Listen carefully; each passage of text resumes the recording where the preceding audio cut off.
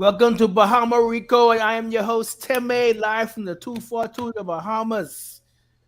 And Marcus Smart just won Defensive Player of the Year. We're going to get into that soon. Joining us, and I'm Brian Fonseca, by the way, from New York City by way of Puerto Rico. Shout out to everybody who's going to be in the stream. We should have some people here. We're going to let them come in at some point. But joining us from the 5 Reasons Sports Network, two guys that have been on the show before.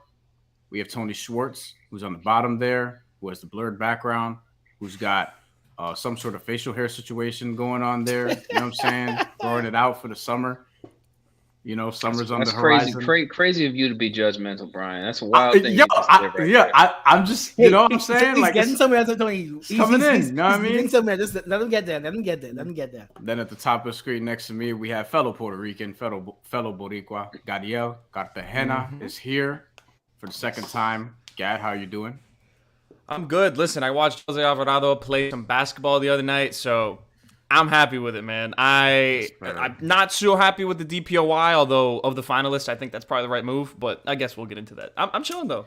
Yeah. Look, I like Marcus Smart, so I won't shit on Marcus Smart winning it, but I don't like that Bam is not a finalist. But we'll get into that soon. Before we get started here, as we let people trickle in, support for the Bahamarican Boys. It's brought to you by Manscaped. Yes, we are doing this again. The best of men's below-the-waist grooming. Manscaped is trusted by over 2 million men worldwide. Timmy, you know what I'm going to say because it's the spring. The weather's getting nicer, although it's a little cold in New York City today. But, fellas, if you're listening, if you're watching, you got to take care of the muffler. You have to because it is getting nice outside. And if you want to get play as the weather gets nicer, got to take care of some things down there. Word to Fast and Furious to make sure that mufflers, you know. That's right. Taking care of. Got to take care of the muffler. 50 milliliter spray cologne, hypoallergenic, cruelty-free, dye-free, and paraben-free from Manscaped. 100% vegan as well.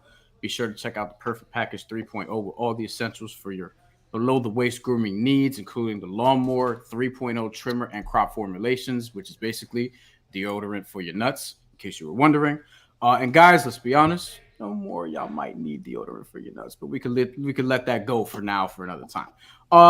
Use the new refined Manscaped cologne to complete your set and smell great anytime, anywhere. Join the movement for all your below-the-waist grooming needs. Get 20% off free shipping with the code 5RSN at manscaped.com. That's 20% off and free shipping at manscaped.com. Use code 5RSN. Look good, smell good, feel good with Manscaped. Your balls and your body will thank you. All right, let's start the show. Timmy, as you mentioned before, Marcus Smart won Defensive Player of the Year.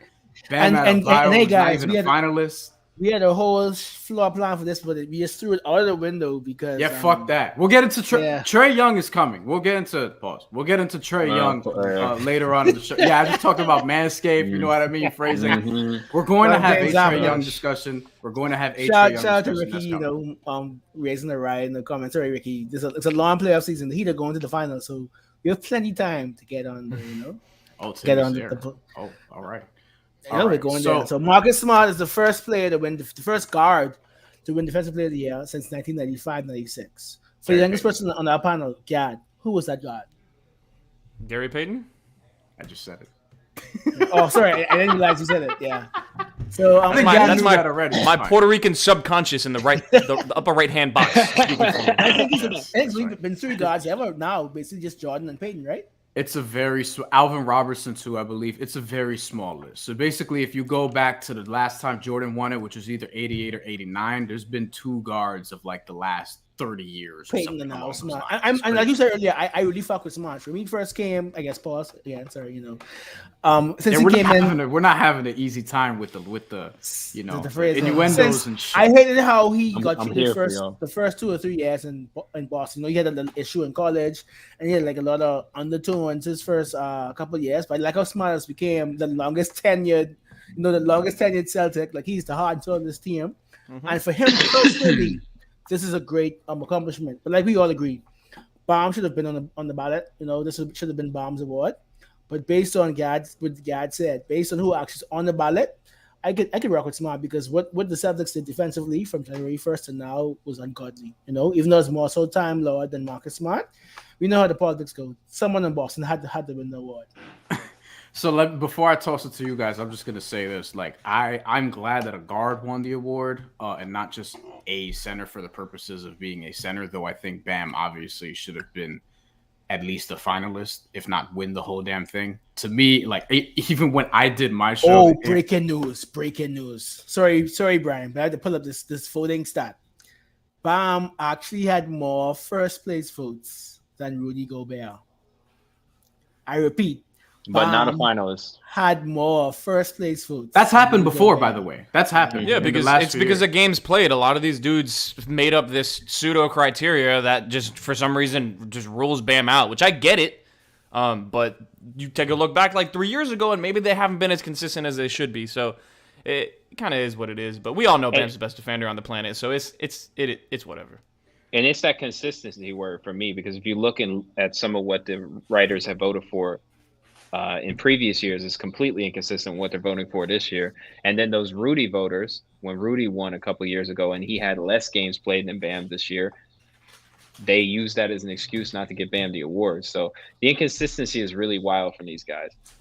Timmy, can you read off some of the voting information? Got you. Let's just wait for you guys to stop. So Marcus Smart had 37 first place votes.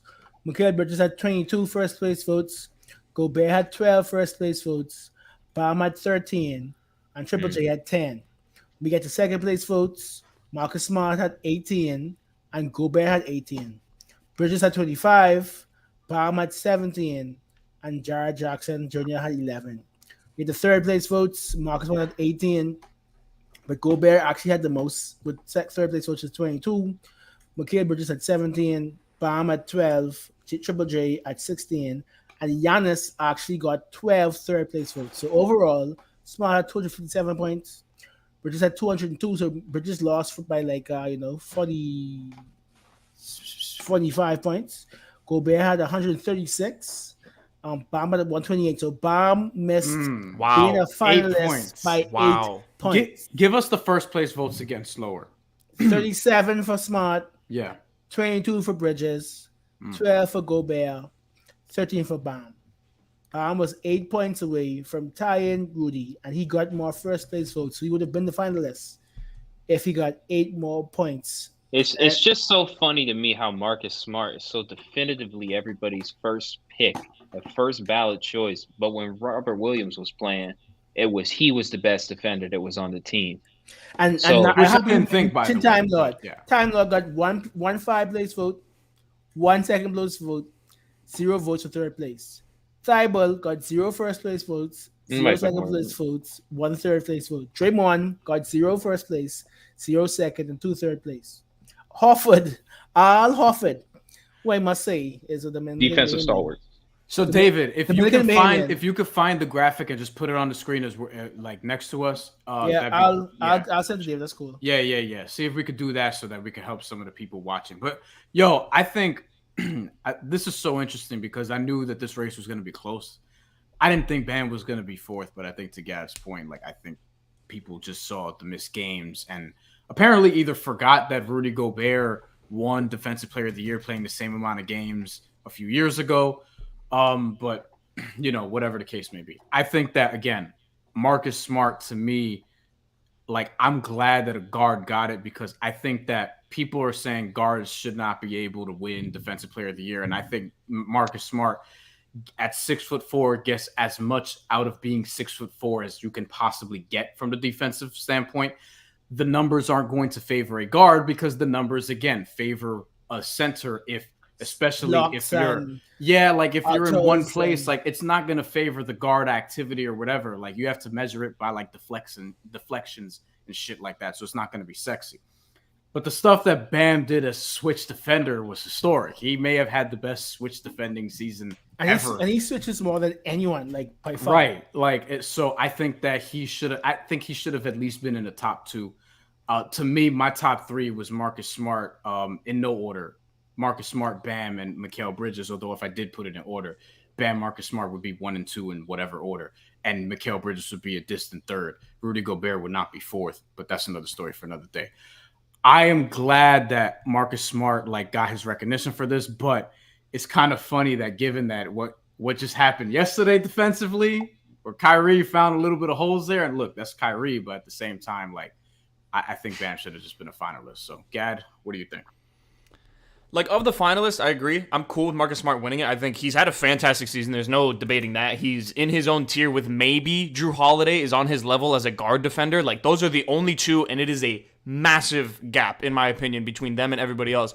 Those two, in my opinion, have big, like, impact on the game defensively. Drew like they insane. have Drew is scary. Like Drew and Marcus Smart are ridiculous, and it's about time that one of these guys wins it. I just think it's funny how it really there wasn't that much of Marcus Smart DPOY talk, and then Robert Williams goes down, and everyone's like, okay, let's give it to Marcus Smart, yeah. Which he probably would have finished top 5 regardless. He was ridiculous, but I don't know. I watched probably around 10 to 15 Celtics games, so I do miss a large sample size. But Robert Williams was fantastic. I'm shocked he didn't get more love in terms of the DPOY because he played more games than Bam this year. Yeah. And he got hurt at the end, and people are just remembering. He was, in my opinion, the reason why their defense was so historic. Amen. They were a historic defense with Robert Williams on the court. And then, obviously, if you take Robert Williams off and you add in Daniel Tice or something, you're going to get worse. But they didn't keep up anywhere remotely close without Robert Williams. So he was the deciding factor. Maybe that's just having 5 plus defenders and 2 of them being elite.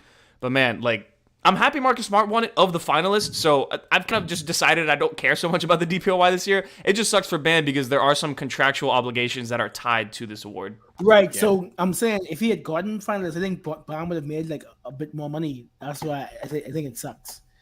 But if you are somebody who's watching this and is invested in chip on your shoulder and you believe that kind of shit, and Tony, I want to toss it to you here, I do think that there's something to be said for if I'm Bam, all right, now I'm pissed. And whenever I see Trae Young, that's it.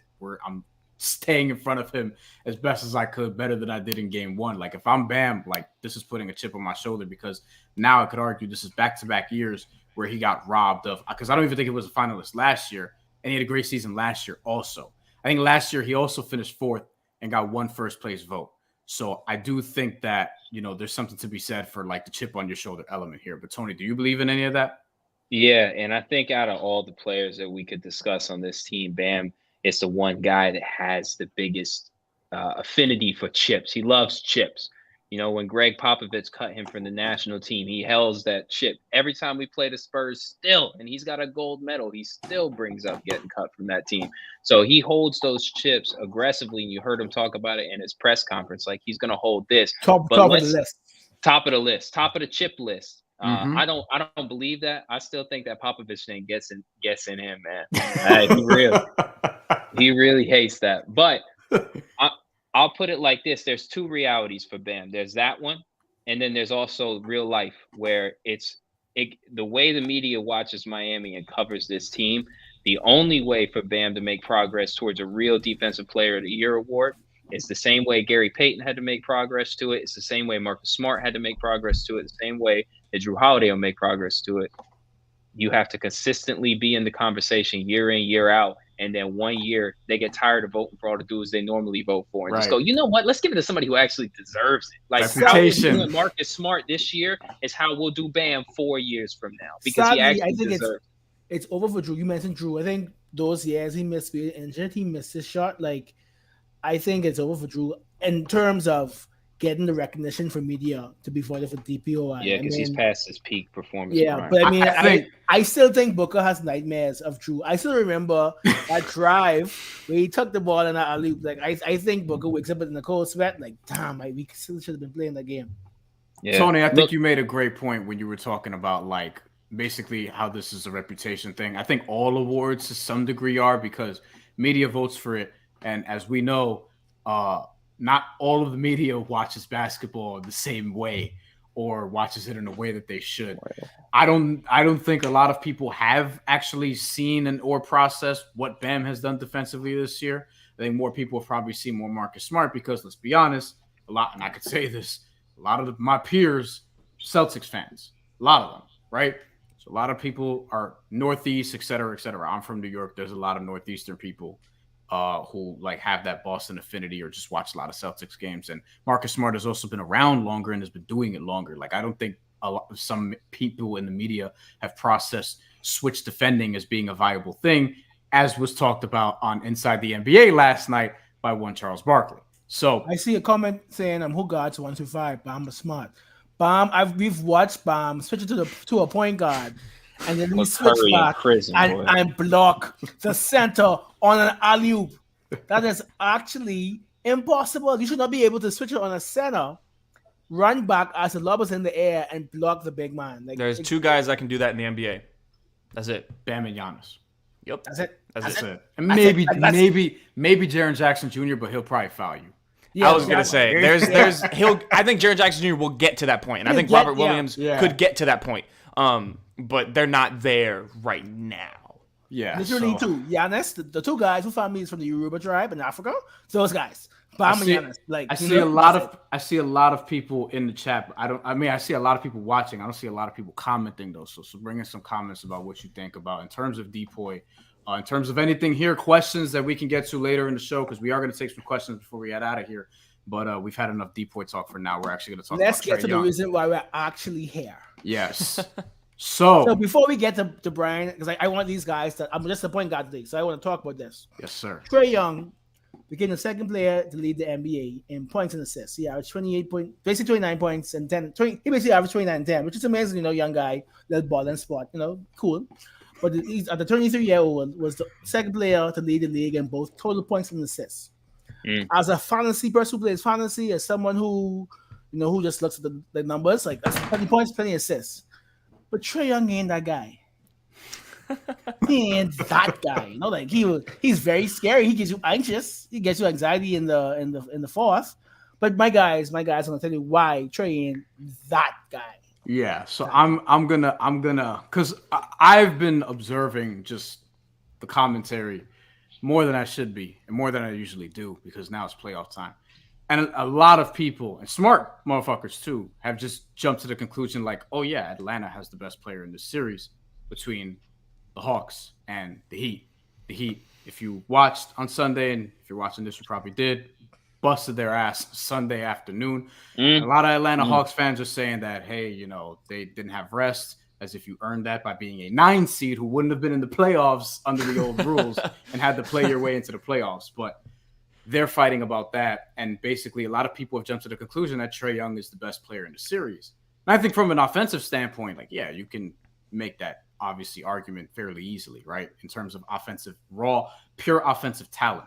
But I think how we judge players, there's an entire other side of the ball. We just got done talking about DPOY and Bam Adebayo being somebody who should have at least been a finalist, if not win the whole thing. There's another dude on his team named Jimmy Butler, who's very good at that end of the floor. I call him the Ed Reed of the NBA, whereas Bam Adebayo is Darrell Revis. You know what I mean? I love these football comps, Brian. I really do. These make me happy. They're so on point. So remember, Darrell Revis, Bam Adebayo, Ed Reed, Jimmy Butler. Okay. PJ Tucker, haven't figured it out yet. Maybe Cam Chancellor. I feel like that kind of makes sense, but we can. I'm workshopping that one, right? And there's basically elite defenders all over the floor. But to say that Trae Young is just the outright best player in the series, I am not putting him above Jimmy Butler in a basketball conversation that includes defense, and that also includes some of the accomplishments that they've had up to this point. I need to see more out of Trae Young, particularly on the defensive end, where he's maybe not even arguably, the worst perimeter defender in the league. So, Gad, we'll start with you. So I think the discourse around Trae is a little interesting because you look at what he does. He fills up the box score, right? He's a one-man offense, and there's not many guys that you can say that about. So it's almost like James Harden-esque when he was in Houston, but worse, with way worse defense. Way worse defense, my God. Which is... But no, he's ridiculous. I think that's a compliment to Trae. He's a ridiculous player. What did he average? Close to 30 and 10. That's almost impossible to do. 29 and 10 at age 23. That's ridiculous. He's a ridiculous player. Where they were saying Trae was too small to make it in the league. That was literally 3 years ago. Yeah. The only thing he's too small to do is fight over a screen because he just gets murdered on those screens. And I understand. If you're 165 pounds soaking wet and you're getting screened by Bam Adebayo, yeah, it's going to hurt a little bit.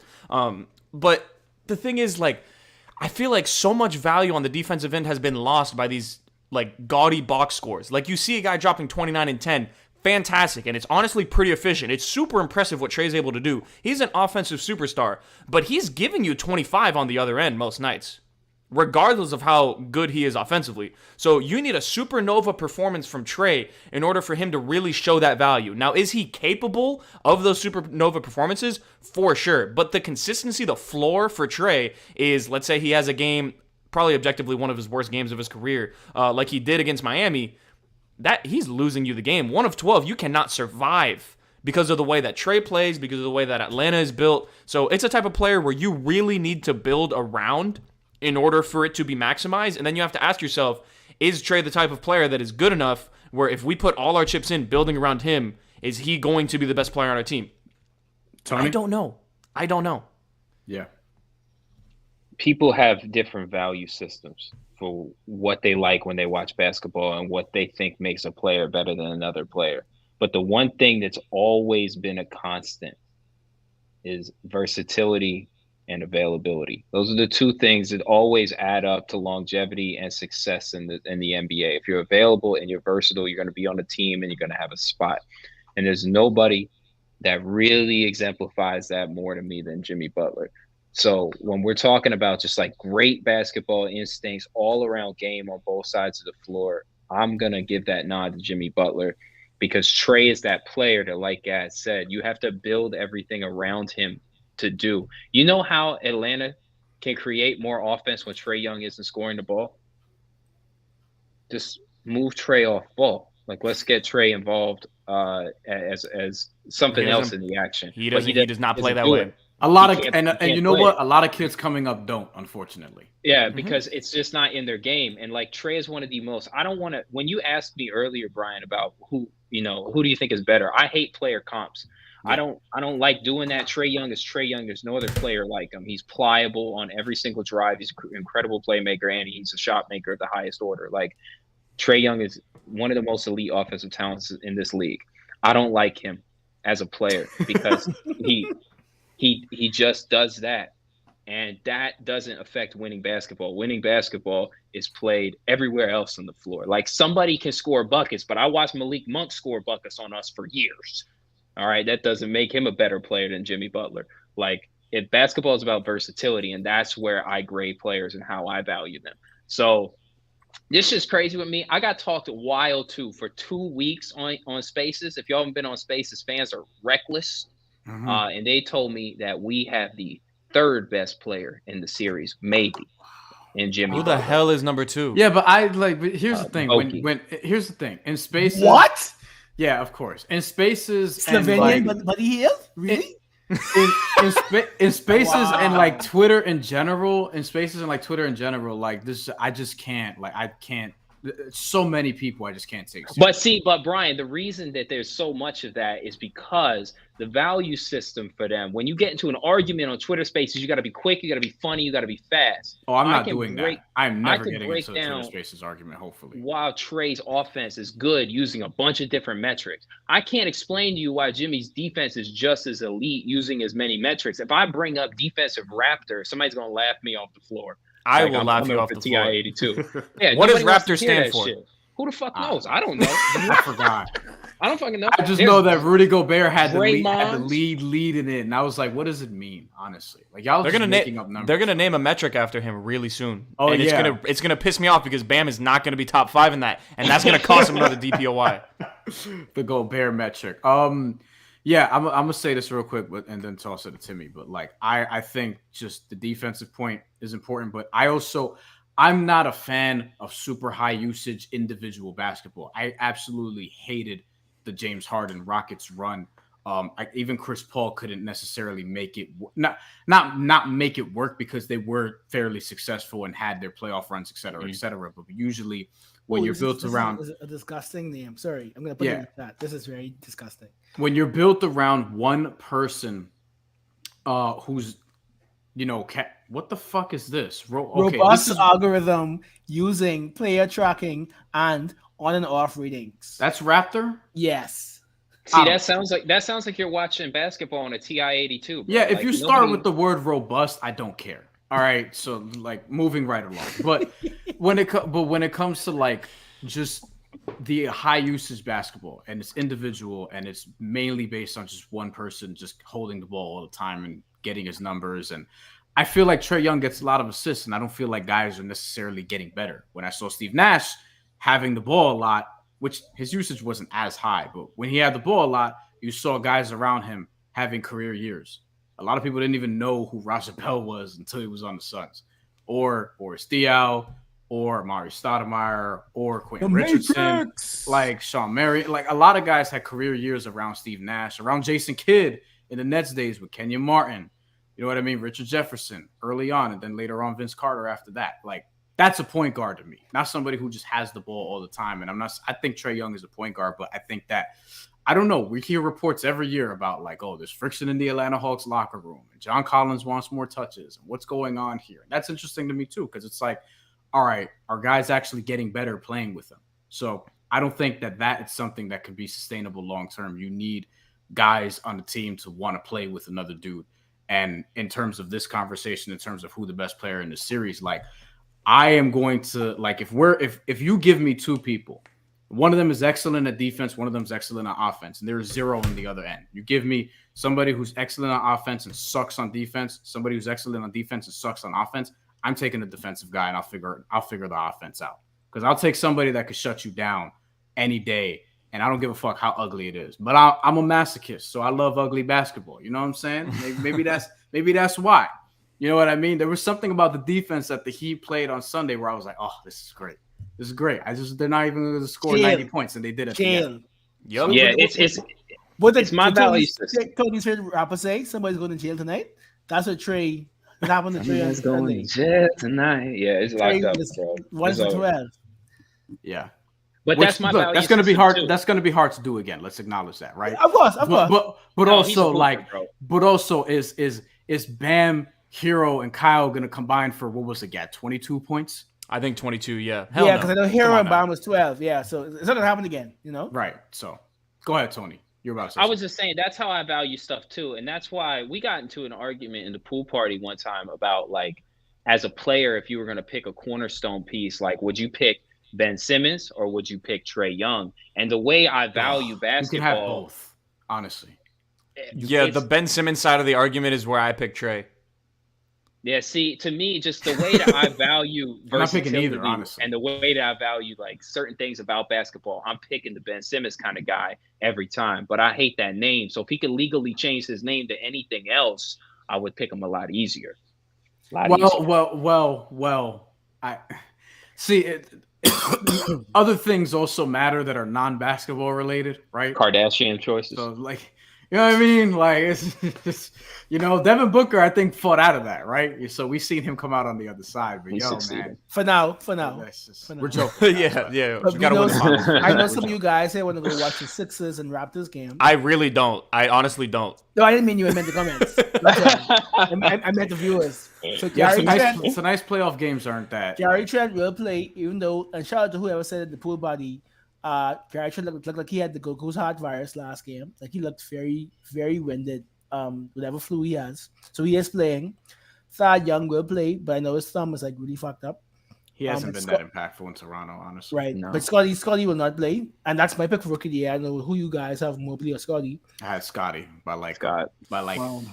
So before we get here, I just want everybody's take on the game once. For me, I'll go first. That John and Anthony Edwards matchup was, oh man, the future of the league is in good hands. Like Anthony Edwards just did everything. He did the side step jumper, the long two, the step back three, the dunks, the posters, the talking.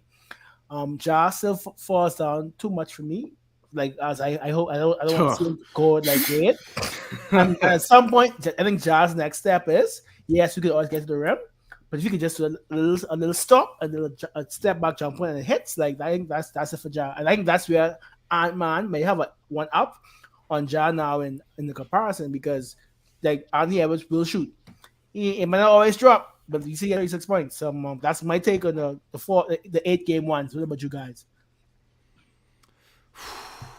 A whole lot of fun basketball that was played. I think one of my takeaways is obviously the Heat looked fantastic, but I want to see how they look against the Hawks with their best punch. because I think the Hawks still have their best basketball to play. I think the Heat do too. So I think the Heat are going to win that series pretty handily. One team that impressed me, and before, I guess it was like, for some reason I feel like I haven't heard about them very much. But I think the Warriors might go to the finals, man. I think what they have, the upside, like to beat Phoenix, you are going to need that shooting upside where it's like, okay, this isn't some random variance for 4 games. This is a team that is fully capable of shooting 42% from 3 over a 4-game stretch. That's just how good Golden State is. The new Jazz lineup that That's what I was gonna get to. What I was gonna get to.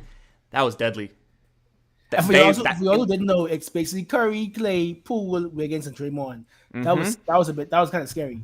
And unless you're playing against like a back-to-basket big, like maybe against an Embiid, that doesn't work that well. But Golden State is okay. So this comment is saying that they're too Curry dependent. I think from what we saw from Steph being out for a month, those players learned how to kind of function offensively without Steph. You saw Poole kind of get into his groove. You saw Clay get into his groove a little bit. You have Draymond back getting the handoff action going. And Draymond's comfortable diving downhill and actually going to the rim a little.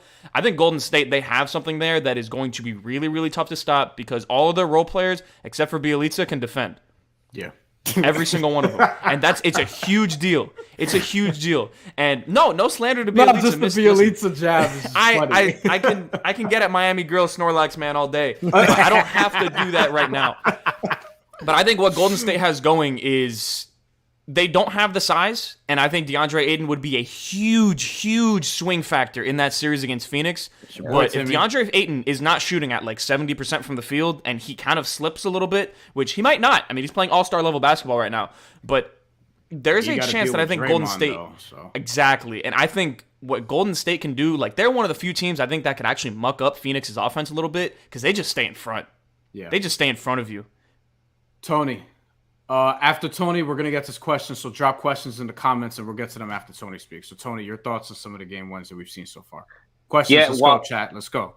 And while some of them were really exciting, I wish I would have watched anything else besides that Jazz Mavericks game. Anything else. They could have just clued me in on what happened there. I'll be honest. I committed a lot of time to the Bulls-Bucks game, and the Bulls made that matchup pretty interesting, but that felt weird too. Oh my God. Here's something insightful that I might be able to add. Ooh. This entire lead up to the playoffs, I've kind of been unplugged. Brian, you the same way. I feel like me and you both been unplugged. However we get into the playoffs, whatever seed we are, whatever happens, it happens. Is how it's going to be. What concerned me is when educated teams would use DHOs during the regular season to get Bam away from the action and then play 4-on-4 basketball. I think Alex Toledo brought this up too on 5 on the Floor earlier today. But this has been my major concern all year. In Milwaukee, I felt like could execute an offensive scheme against us 4-on-4 with Bam out of the action better than any team in the league. But I'm going to let you know one thing I saw the other night. Bobby Portis is not him. Nope. Bobby Portis is not him. Is this news? Is this news? Is this? I don't know if you forgot, God. Miami Heat fans really wanted Bobby Portis. I would have loved to have Bobby Portis as a backup four. I understand Bobby Portis' defensive limitations, but he is an all Brian team guy. Okay, so like you know what I'm saying? Like he's one of my he fucking punched Nikola Mirotic and the Bulls took his side. All right. Nikola Mirotic is in EuroLeague right now. All right, that's to your credit, bro. To your credit, I think Bobby has a legitimate Pokemon move. I think that he uses Leer, and then everybody's awareness goes down.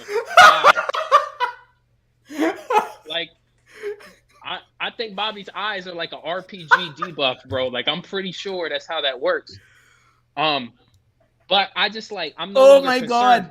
Did you just bring up a Pokemon Red reference? Oh my God! Tell you, yeah, red, blue, yellow. Look, I love Bobby Portis. I think he would find that funny. We're marking that 34. He probably would. I think just for me, Atlanta took Bam out of the action, and I saw Bam get right back in and disrupt the play using his size. And when Milwaukee goes small, and Giannis is at the 5, Bam's gonna be able to disrupt, any basket that's gonna be at the rim, even if he has to close out from above the break. So.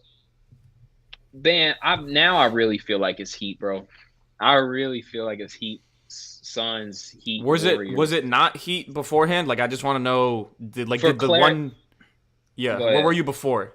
So for clarity, I was really split on a Bucks series going into the playoffs, just because of how concerned I was how Milwaukee would attack us going down the stretches of games, trying to get Bam schemed out of the action and attacking us 4-on-4. That worried me against their size. But they play small now. That's their best lineup, and that's what they like to close with. And I watching Bobby, he's not the same guy he was even last year. Like, he did not look good last night. So I'm feeling more secure. That was his first playoff double ever. That surprised me because he actually did play well in sub points in last year's playoffs when they played him. Because there was but that's what I'm saying. I'm remembering those performances. He was the 4th best player on the championship team. Like, think about it. He gave them a lot of crucial buckets. He was the 4th best player on the championship. And all I ever said about Bobby Portis in chat, let's go with the questions because we only got a few more minutes and we want to get to some comments and things of that nature in response to them before we get out of here. But the thing I want to say about Bobby Portis is I liked him a lot when he was at Arkansas. And when he was in the NBA, I just liked his game a lot. And I was like, damn, he's in the Bulls, Wizards. Like, he's in a lot of shitty Knicks. Like, he needs to get to a team where, like, they can just sort of let him. A very big cash grab, and he shouldn't have done that. I was like, he just needs to get to a team where they could just actually, like, you know, use him in a smart way. And then he gets to Milwaukee, and I thought he should have got more 6th man of the year candidacy love. But, you know, because he was fucking putting up crazy efficient numbers and things of that nature. So let's get to some comments. S.J. Charles, S.J. Charles has had a bunch tonight, so let's get to him here. Which one is this? The only concern I have with Miami is their switching schemes when either Duncan or Strauss. We got you. It's all good. Typos, yo. I got them all the time, and I'm a writer. I'm stupid. Even Tyler is on the floor. Against quick or stronger guards, they pose a mismatch. Thoughts here, anybody? I think with switching, like, you're going to see, like, just look up and down the bracket, like, which teams potentially pose an issue from a switch. I think the 2 guards that come to mind for me is 1, Tyrese Maxey, 2, Drew Holiday, if you're looking all the way, or Kyrie, or maybe like a Jaylen Brown. So you're not going to see these guys that often anyways, so I'm not too concerned with the switching. And at the same time, a lot of what Miami's defense is predicated on is like, okay, we're going to switch, but you know damn well there's going to be another line of defenders that are going to be waiting for you if you get past the switch. Mm-hmm. So PJ, what PJ brings is he's such a smart backline defender. He's not going to block the shot. He might take a charge, but he's strong enough and wide enough to the point where he can actually... Sorry, Gad. That's Tony. Is that your own comment? Yes. You could just say it out loud. That's crazy. I didn't want to derail the show. I didn't think he was going to derail the show. You did. I didn't think he was going to do it. Continue, Gad. Continue. No, so I think having people like PJ, and also another thing that stood out to me watching that game yesterday, the physicality that the Heat's guards play with up and down the roster. Like, you can say Tyler Hero, Duncan Robinson, but also Gabe Vincent, Kyle Lowry, and Strus. Like, they are not afraid to at least bother. They will put hands on you. They will put hands and they will hip check you if you are trying to post them up. So Atlanta, where they don't have that skilled post-up player, they were just getting up under them. Gallo was fed up by the middle of the second quarter. He just started taking 16-footers, and he was banging them early on, and then he stopped hitting shots, and look at that, 30-point lead. His legs away, He was also set up after the game. Of course, as he should. Imagine getting hip checked by Kyle Lowry. Yeah, really and truly, like, what else is left after he rearranges his pelvis? Like, you see that ass? Every time. Come on now. We know Kyle Lowry, you know. Oh my gosh. Timmy, come on, man. Like, hey, bro. Oh man. You got to be real there, guys. Getting hip checked by Kyle Lowry is not a fun thing. Not a fun thing. I think I've been to clubs where I got hit checked by people like Kyle Lowry. Every time. Did you make it out alive? Yeah, I did. But to pay a little money to get out of there, but yeah, I did. All right, what else we got in the chat? All I was gonna say is that every time Kyle Lowry draws a charge, I laugh because I'm like, of course, you know what I mean, of course. Drawing charges though, low key, I don't know what this says about me. Maybe it's the sexiest. Maybe I'm asking. It's so much fun. Like I used to do it when I played in high school. So it was so much fun. Like I almost got killed a couple times, but I was like, whatever. There's a lot of people that want to get rid of it. They want to get rid of the charge. They think it's too dangerous of a play. Nah, it's a legit. Well, people want to get rid of like going to the ground for a loose ball. And Hawks fans last night were going ballistic that Kyle Lowry went for a loose ball. Let's read this question from Mitchell Whittington. A couple years ago, Al Horford put the clamps on Giannis. Do you believe Bam could shut that man down, or is Giannis having a decent series against us? I mean, it's documented Bam gives Giannis his problems. The issue the issue was, that Brook Lopez drop really befuddled the team last year. And something like that, Brian, all the time, you have to pay more attention to. Wesley Matthews really gets up into Jimmy. And that really throws off a lot of stuff. Marquette connection. Like, people don't understand in the bubble, Jimmy averaged maybe 35 points after the first 2 games and 18 for the rest. Like, Wesley Matthews really bothers. And even before that, when Jimmy used to play the Bulls or the Wolves or the Sixers, Jimmy always had an issue with the Bucks. So I do think it's more the Bam and Giannis thing. That's a wash. Not to say this. I don't know about all that. A wash? Not a wash, but with the best player in the NBA. You're right. It's we have to. Terrified. I think like Daniel Tice, to just Mitchell's, like Daniel Tice. To Mitchell's point, I do want to say A-Train in a second. Go ahead, Gad. To Mitchell's point, he said, "Do you think we can shut Giannis down?" No, he's probably running up 24, 12, and 6 because the playmaking is something he's improved exponentially. Mm-hmm. In addition to the fact he's actually a comfortable mid-range pull-up shooter, which is very frightening. But yeah, Bam is absolutely the best guy in the NBA to guard Giannis. That doesn't mean he's going to shut him down. I think the whole idea is, can you force him turnovers? Can you get him in foul trouble with 1 or 2 offensive fouls? And can you force him to be a little bit more inefficient than he normally is? Because the dude is like a walking 80% true shooting percentage. Right. He just does not miss shots. And now he's hitting free throws a little bit more. I think Bam can make that matchup close enough to the point where the Heat's collective rest of the roster can strike. But I don't think we're shutting him down. What they can do is also try to negate his teammates, which they probably have more success at doing than negating Giannis. For sure. Leave PJ or Bam on an island with Giannis and just let everybody else try to figure it out, which is a strategy that they have used in the past, and that's when the Heat have really succeeded against the Bucks. 30 seconds, Tony, so we can get to A-Train here. The best way to neutralize Giannis is to not make it a one-on-one matchup. Put PJ on him and let Bam be the best help defender in the league. Just do that. Yeah. A-Train says, who sits in a potential Sixers series, which is kind of looking likely. Do Caleb Oladipo see the floor? Good. I mean, look, Oladipo, I'm not even sure. I don't know. I just don't know, right? I would like to see it, if necessary. He didn't play garbage time against the Hawks because I don't think they want to do that to him. I think they actually want to put him out there when it matters if they're going to use him at all. Same with Markieff Morris. They don't want to just give him garbage time minutes. Caleb Martin got that, which is interesting. I think that we're probably going to see Caleb more in this series because he has guarded Trae Young in the past. In the Sixers series, I'm not sure. But look, those are 2 guys you could throw on Harden and potentially bother him. I feel like that's interesting. Gad, you're nodding your head. You agree? Yeah, no, I agree. I think there's potential for them to play in any one of these series, but the Hawks aren't really going to force Spo's hand in terms of making an adjustment, in my opinion, in this series. So, if Caleb maybe isn't 100%, you can hold on to him, wait to see how he's feeling. If he is 100%, roll him out there because I think against Philly, you're going to need those athletic, switchable defenders because if you play those passing lanes against Harden and you turn him into more of a scorer, you're probably moving on to the next round in 5 games.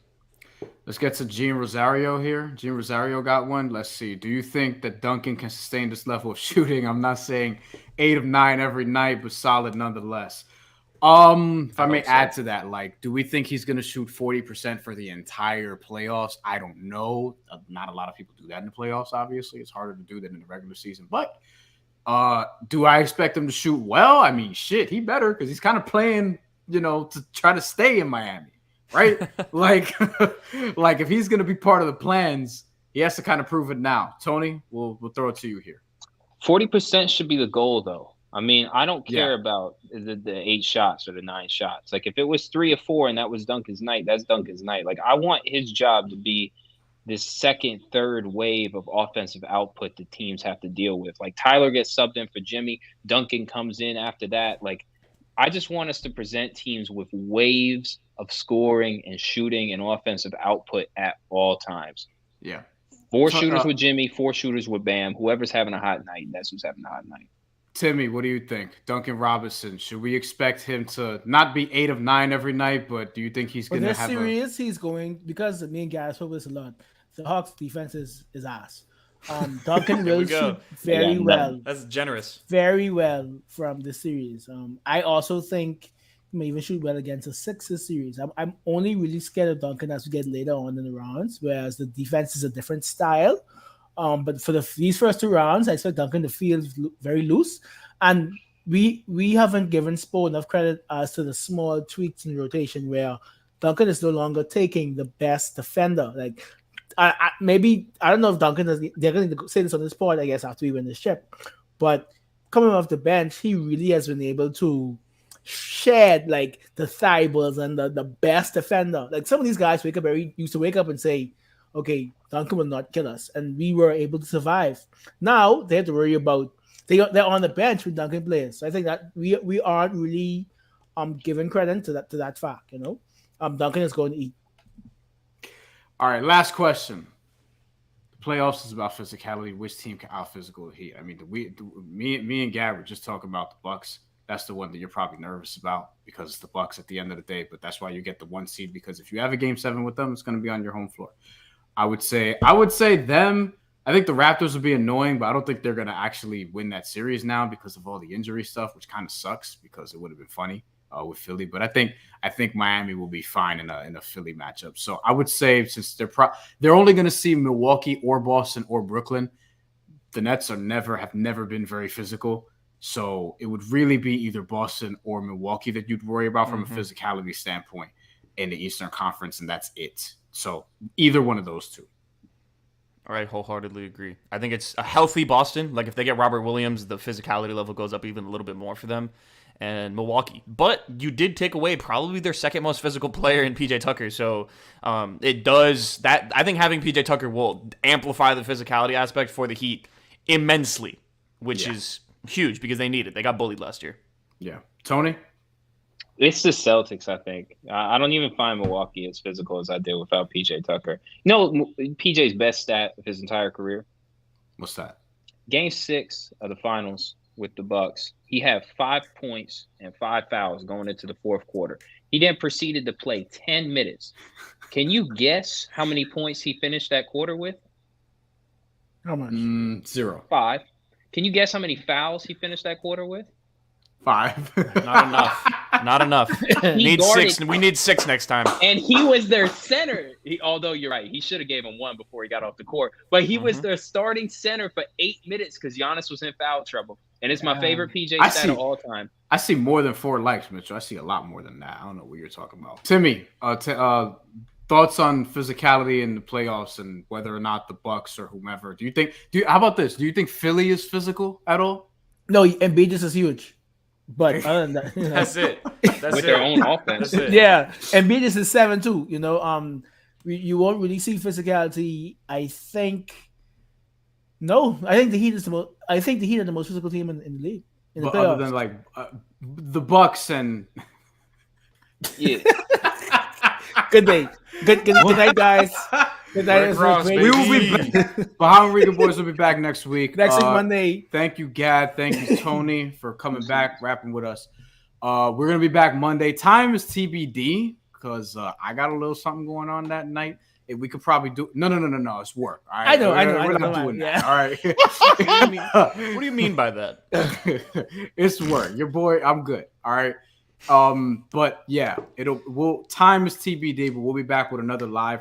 I don't think the Heat. They're Tuesday, Friday, Sunday, right? For the rest of the week. Okay, so no game Monday. So we'll have an update by that time. You're talking about. Damn, that might be a sweep by then because you're talking about 4 games into the series. We might be looking forward to the We're expecting it to be 4-0 or 3-1. If it's 2-2, then that's pretty. Well, 5 Reasons is having a watch party on Sunday, so quarter deck, right?